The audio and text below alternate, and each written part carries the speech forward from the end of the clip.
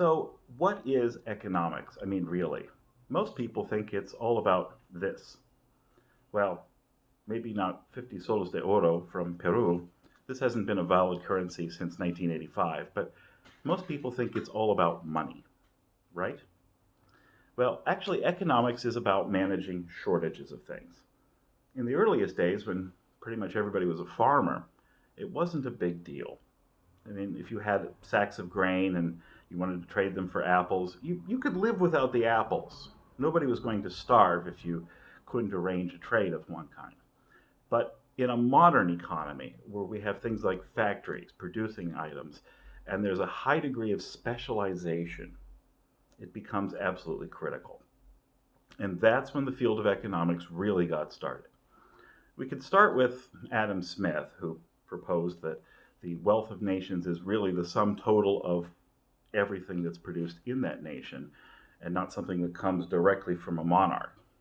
We could also talk about Marx, who managed a future time when there were no shortages, when there was a world of great abundance. Let's leave that aside for a moment, but we'll get back to it. Where things become important is when you talk about managing a total economy. All right? Now, there are three ways of looking at this. I'll start with them somewhat in order historically, but it's important to start here of all the places we could start because I want everybody to think outside of their own individual opinions, their own attitudes towards things. And when we talk about the basic underlying intellectual underpinnings of everything, it might give you some perspective on what you believe and what other people believe, and maybe see where there's a point. We can start with John Maynard Keynes. He was an economist in Britain, uh, attended the Versailles Conference at the end of World War I, but he famously proposed a series of steps that could be used to help manage modern economies. See, it's all about supply and demand. You have manufactured goods, you have agricultural goods, and they need to be exchanged. If there is a lack of demand for, say, manufactured goods, well, okay, we can turn off the manufacturing, but what if people become unemployed? Then they starve. That's a serious problem. And they also stop buying other manufacturing goods, so the lack of demand just keeps cratering. It feeds on itself, and it can go in cycles based on just small differences that get out of hand. And so Keynes proposed a system that was what he called counter-cyclical, where the government might step in and help manage the supply and demand of various things. You can see that this demands a lot of active participation in the economy by government. But that was what it seemed to require in the early days of manufacturing, as everybody became specialized. As this progressed, I mean, it certainly proved its mark at the end of the Great Depression. There was a tremendous lack of demand, and they primed the pump. They put out more of, well, maybe not this money, but money to get things started again and to get people working again. And eventually the Depression eased. This troubles a lot of people simply because, well, it means very active participation by government. And that is a problem. So, what other perspective is there? Well, let's get to what government really needs to do, and that is manage this currency. Okay? Back to that view of things. This is where Milton Friedman comes in and says, look, the goal of everything is to manage the money supply. Make sure that there is enough money available to provide capital, to create new factories, and to provide income for people, that it's circulating through the economy. It's all about managing the money supply.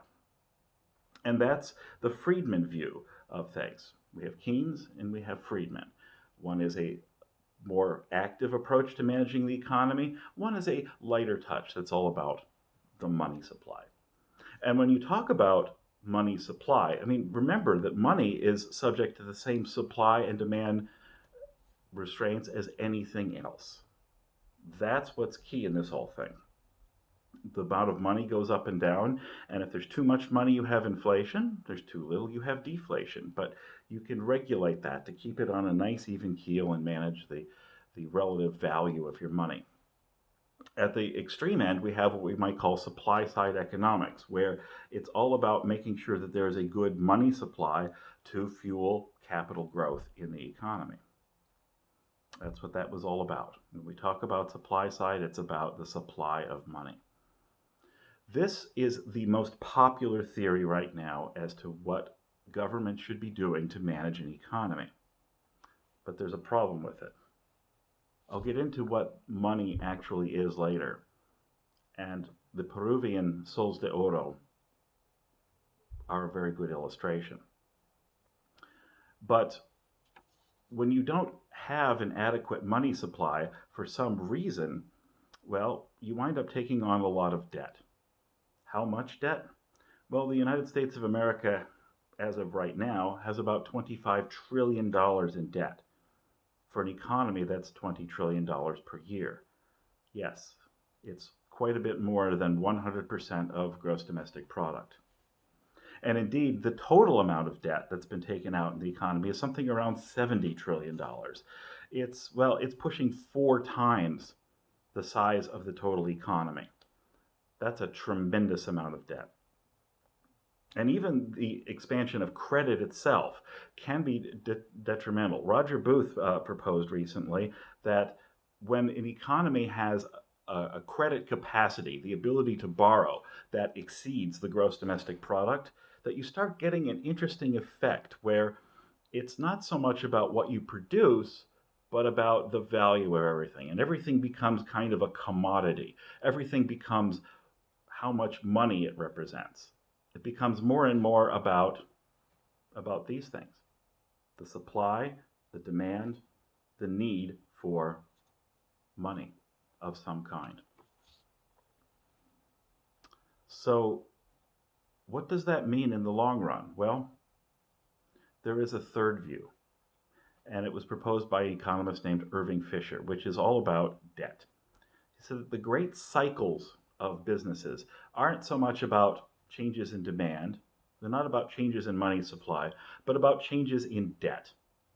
And we have grown debt tremendously, not just public debt, but corporate debt, personal debt. See, that's that 4 times the economy figure, and that has been growing dramatically. I know that Dick Cheney once famously said that deficits don't matter, but they don't matter until they do, until they matter in a very big way. And that's where we get to the 3 views of the economy. The John Maynard Keynes view, if you're more of a liberal, it's all about managing supply and demand of goods. The Friedman view, no, it's really just about keeping the money stable and letting the market determine everything else. But then there's ultimately the Fisher view, the view that nobody has based a political philosophy on, that it's all about managing debt. Yes, you know which one's the most popular for you? And you can probably see, if you think about it, that there's a time and a place for each one of these.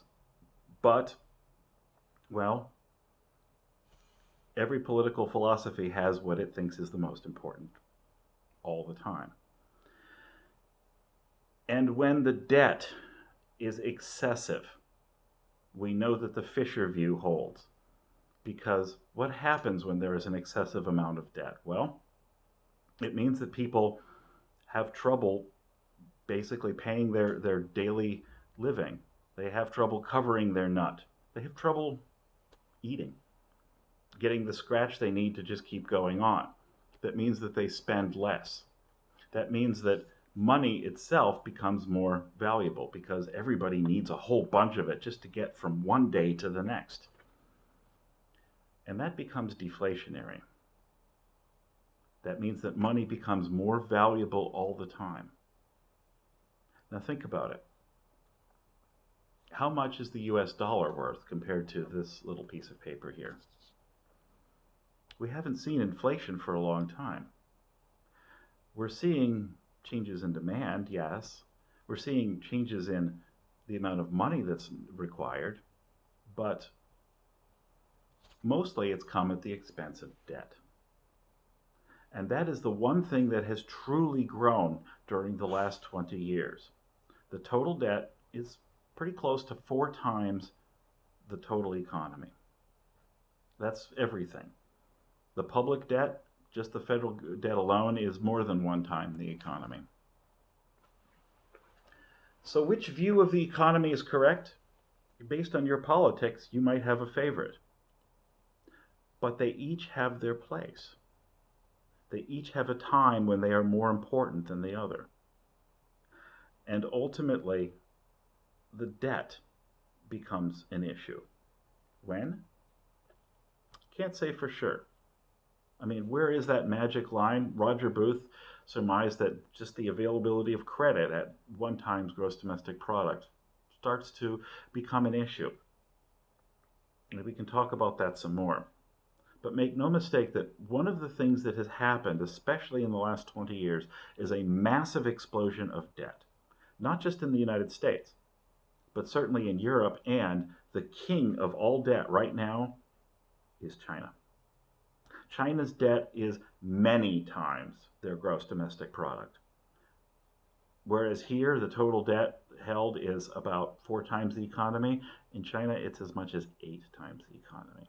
Now, that may not be a problem. I mean, if they keep growing at an amazing rate, they'll just grow into it, right? They'll be able to justify it. But what if that growth doesn't happen? What if something comes along and interrupts the process of creating growth? Something like airplanes crashing into a building, something like a banking collapse, something like a worldwide pandemic. You see, you reach a point where even the smallest thing can upset everything because you've got to make those regular payments every single month. You have to service the debt. And 1 month being down is a huge problem.